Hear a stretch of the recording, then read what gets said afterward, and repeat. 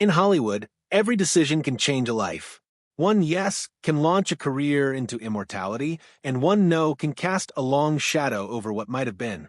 Behind every blockbuster that defines a generation, there's often a hidden story, a moment when an actor unsure or overconfident turned down a role that would go on to make history. These choices remind us that even the brightest stars can't always see the future. Today, we look at some of the most fascinating what-ifs in Hollywood, stories of actors who said no to greatness, only to spend years haunted by the echo of that decision. If this kind of story touches your heart, if you're someone who cares about truth, responsibility, and speaking up for the voiceless, please like this video, subscribe to our channel, and share it with someone who should hear it. Let's get started. Imagine Al Pacino, not Harrison Ford, piloting the Millennium Falcon. Hard to picture, right? Yet that's the alternate timeline we nearly got. In the late 1970s, George Lucas was on a desperate search for his Han Solo, a character meant to embody charm, danger, and irreverent swagger. Pacino had just come off The Godfather and Serpico. He was the king of cinematic cool. Lucas offered him the part, hoping Pacino could bring his trademark intensity to the galaxy far, far away. But Pacino turned it down. His reason? He simply didn't understand the script. "I didn't get it," he later admitted with a laugh. "I read it and thought, what is this? Spaceships." Star Wars went on to become one of the most successful films in history, and Harrison Ford's career exploded overnight. For Pacino, it wasn't exactly a career-ending choice, but even he admitted later that he realized what he'd passed up. "It was mine for the taking," he said, "but I didn't take it." That missed opportunity became one of Hollywood's most iconic almosts, proving that sometimes genius hides behind the weirdest scripts. In 1994, Forrest Gump hit theaters and changed the landscape of modern cinema. But before Tom Hanks slipped on those worn-out sneakers, another man was offered the role, John Travolta. At the time, Travolta's career was in a strange place. He was still riding the nostalgia of Grease and Saturday Night Fever, but his recent films weren't connecting with audiences. When the script for Forrest Gump landed on his desk, he reportedly didn't see its potential. The film's odd mixture of history, humor, and heart seemed too risky. He passed. Tom Hanks took the role and turned it into one of the most beloved performances in movie history, earning an Oscar and securing his legacy. Travolta later admitted his regret, calling it one of the biggest missed opportunities of his career. Ironically, just 1 year later, Quentin Tarantino resurrected him in Pulp Fiction, proving that sometimes second chances do exist. Still, you can't help but wonder how Forrest Gump might have looked and sounded if it had been told through Travolta's lens. In 1991, The Silence of the Lambs became an instant classic. Jodie Foster's performance as Clarice Starling cemented her as one of the greatest actresses of her generation. But long before the cameras rolled, the role was offered to Michelle Pfeiffer. Fresh off the success of The Fabulous Baker Boys, Pfeiffer was one of Hollywood's most in-demand actresses. But when she read the script, she hesitated. The darkness, the violence, and the psychological weight of the story unsettled her. "I was uncomfortable with the subject matter," she said later. She turned it down, and it's a decision that followed her for years. Foster not only won an Academy Award for the role, but The Silence of the Lambs became one of only a handful of films to win the Big Five Oscars: Best Picture, Director, Actor, Actress, and Screenplay. Pfeiffer has since admitted she wonders what might have been.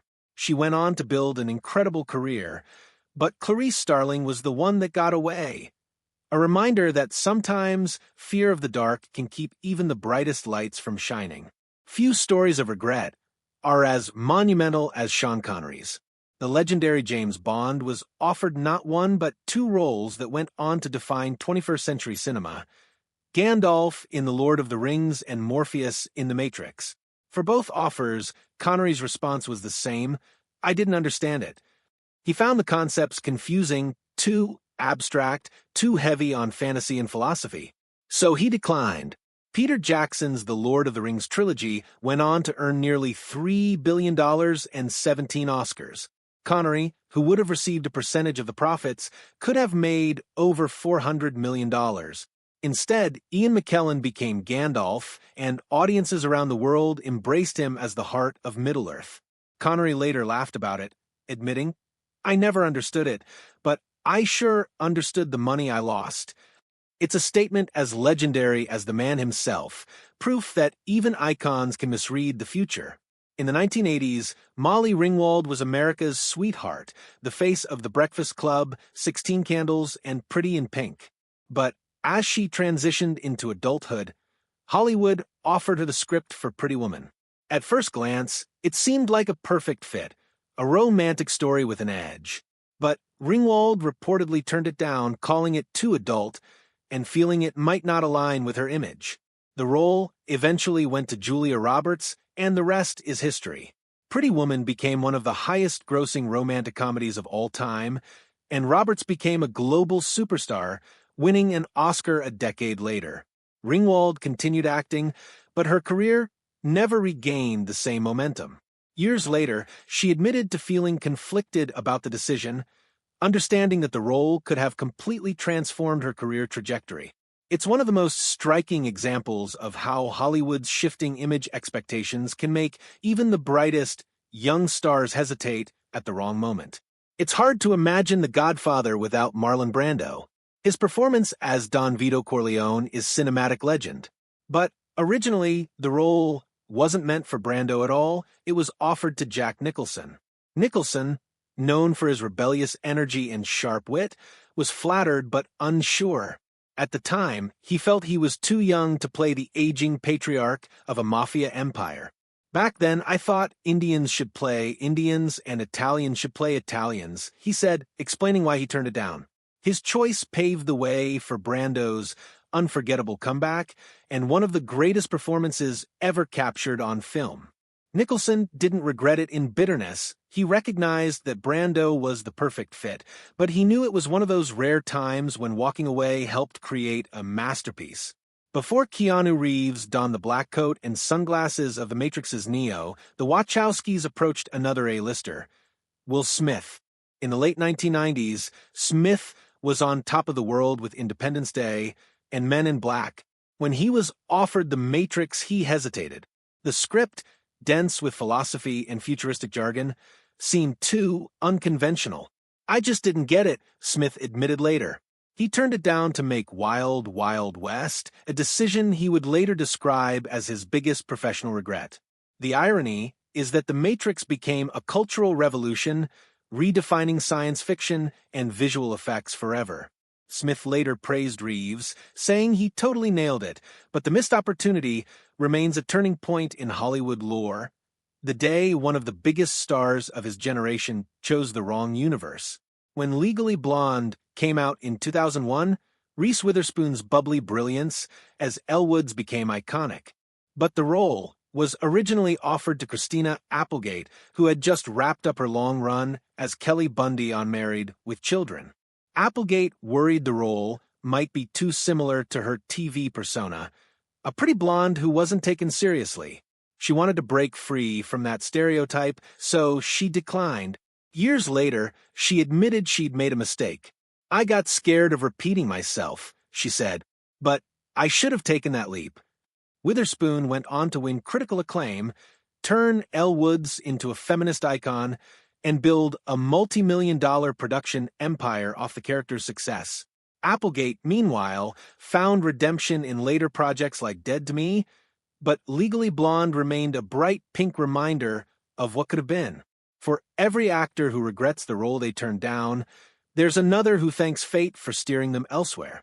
Sometimes a rejection clears the path for another legend to rise. Other times, it leaves a wound that never quite heals. What connects all these stories is the same fragile thread: uncertainty. No actor truly knows which script will become a classic or which will fade into obscurity. At the moment of decision, they're all just guessing, guided by instinct, fear, or timing. Al Pacino couldn't imagine Star Wars making sense. Sean Connery couldn't decipher The Matrix. Michelle Pfeiffer feared the darkness of Silence of the Lambs. Yet those very risks, the weirdness, the darkness, the unpredictability are what made those films unforgettable. Hollywood is full of legends who rose because someone else said no. For every Harrison Ford, there's a Pacino who passed. For every Julia Roberts, a Ringwald who hesitated. It's a reminder that destiny in show business is often a domino effect of missed chances. So, the next time you watch a performance that defines a generation, remember, it almost didn't happen. Somewhere, another actor read the same script, saw nothing special, and moved on. And that's the irony of stardom. Brilliance isn't just about talent or timing. It's also about saying yes at the exact right moment, when the world least expects it.